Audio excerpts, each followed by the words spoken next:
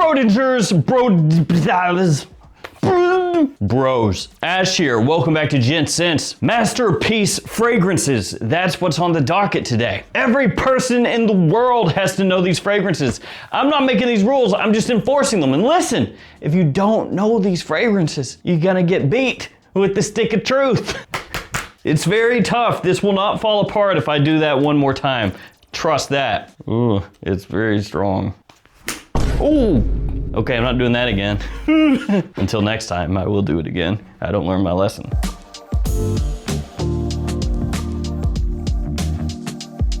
These fragrances, bros, are about to blow your mind. Starting off with what? Yes, Perry Ellis Oud Black Vanilla Absolute, back from the dead. You can find it now at Burlington in the US, about $30, which means it should be popping up other places cheaply as well. And this fragrance actually kind of sucks, I tricked you. Don't buy it! This is basically just like a Camra clone. They tried to clone Camra. They used the same name, they used a similar bottle style to trick you and me. Do not buy this. I filmed a video on that. I don't know if it's out yet. It will be one day if it isn't now. Do not buy this. They're trying to trick you and me. No. That was just a public service announcement. Let's get to the good stuff. We begin where all things begin. Bottled Absolu by one Hugo Boss. This stuff is killer. The quality is fantastic. It walks that line between designer and niche in terms of how it comes across, which is because it smells similar to Carlisle by Parfums de Marly in a lot of different ways. The patchouli in here is fantastic, a little bit chocolatey, lightly sweetened, but with a nice woody undertone. Super classy, sophisticated, sexy, great performance. The cap does not pop. Lame. Actually, the cap is super turbo crappy and cheap, but that's okay, so is the atomizer. The fragrance is what's important. Actually, this is a lot like don't judge a book by its cover. You know, you see the bad atomizer, the bad cap, and you're like, probably not good. We learned at a very young age, don't do that. No judging. It's what's on the inside that counts. And Bottled Absolu is some of the best stuff on the inside that you're gonna find in the designer realm. Fall and winter time, absolute perfection. And to me, it even has a little bit of a tobacco leaf vibe to it, though officially that is not a note. Oh, I'm also gonna be doing a giveaway in today's video of a really hyped fragrance, one that you're absolutely going to want if you don't own it. But if you do own it, you might still want it because it's really good. Yeah, or you could gift it if you're the gifting type. The next fragrance I want to share with you guys, my bros, is Dior Homme 2020, also known as Dior Homme 2020. Now this one is a bit of a doozy. Great. Do you think I got enough out for today's video? I'm not sure. But this is a bit of a doozy because when it was released, a lot of people were not about that life, including myself. This one right here, no thank you. And that's because it's very, very, very, very different from the original version of Dior Homme that so many of us love/loved. And this is one of those rose-tinted glasses, kind of hindsight is 2020 type deals. But you look at Dior Homme 2020 and you smell it and you go, oh, it smells like its own thing. Dior Homme 2020, fresh, spicy, woodsy, masculine, versatile, classy, all at once. Just a really, really nice wearing fragrance. That type of scent that can elevate whatever you're wearing and give you confidence. So you look at this one, released now 5 years ago, which is crazy, going on 6. But you look at this and then you look at some of the stuff that's come out from Dior recently and you're like, oh, I guess we had it pretty good. Because you had this, then you had the new version of Dior Homme Sport, which is really good. You had Dior Sauvage Elixir. So a lot of those fragrances kind of in that general time frame, you look back and you go, pretty nice. Compare it to the new Dior Homme Parfum, which is definitely more wearable than the previous iteration of Dior Homme Parfum. And you look at Sauvage Eau Forte and you go, ah,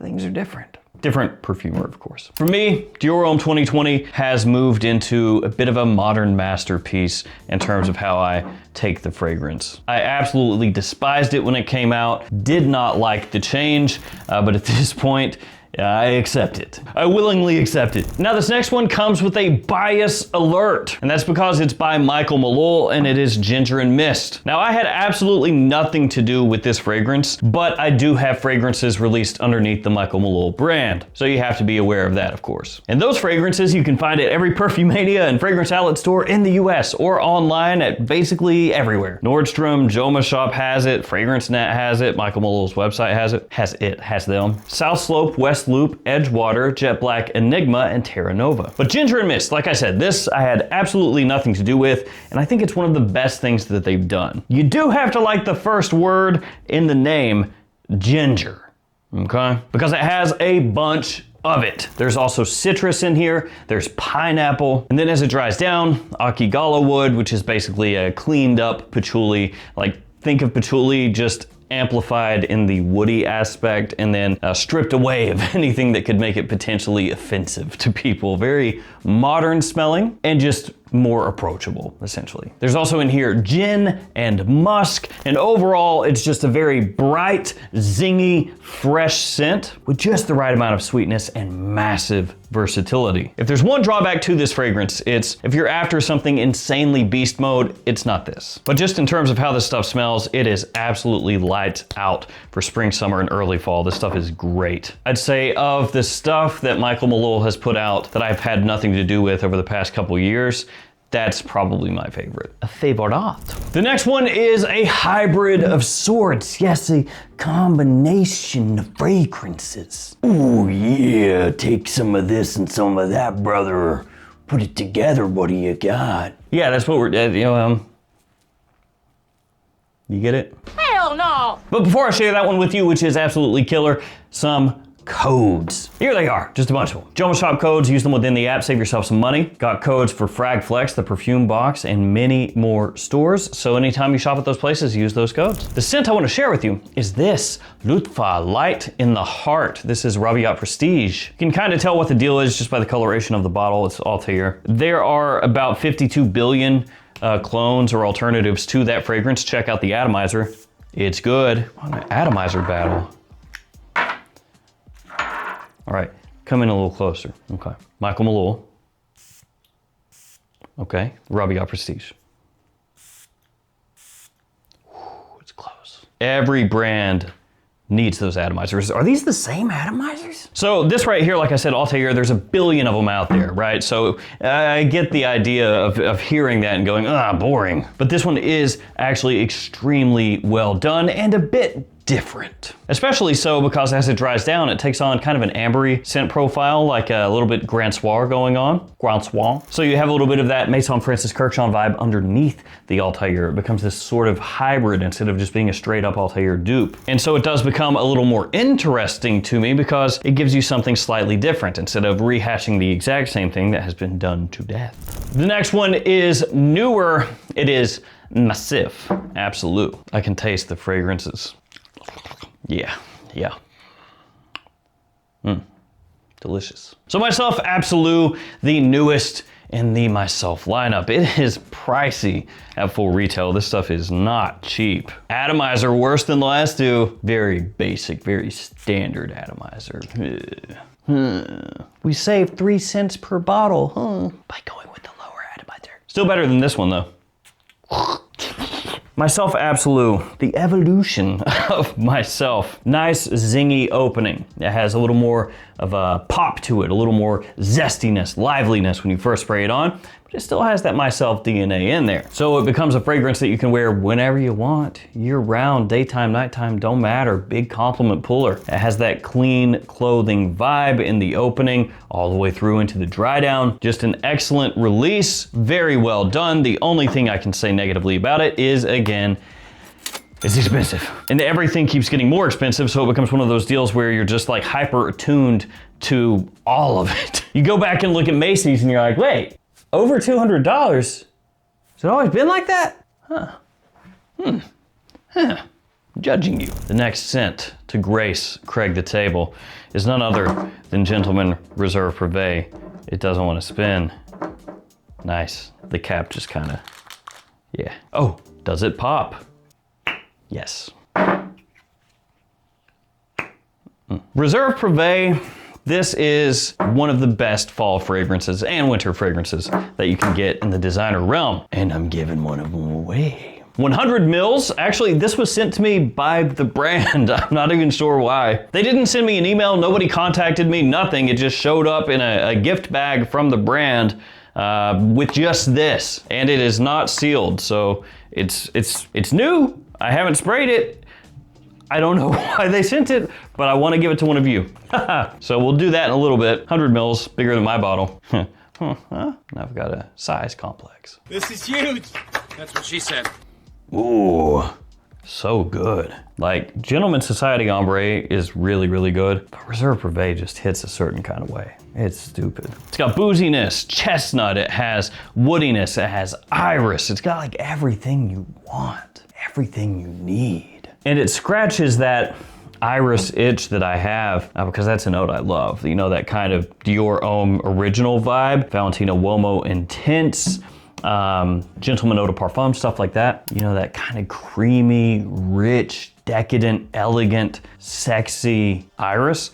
This has that right as soon as you spray it on. But it's maybe a little more wearable than some of the other fragrances that I just mentioned because of all the additional notes that I also just mentioned. They help give it a little more depth, a little more complexity, and give it a little more versatility. Stupid good. Let's throw it back a little bit.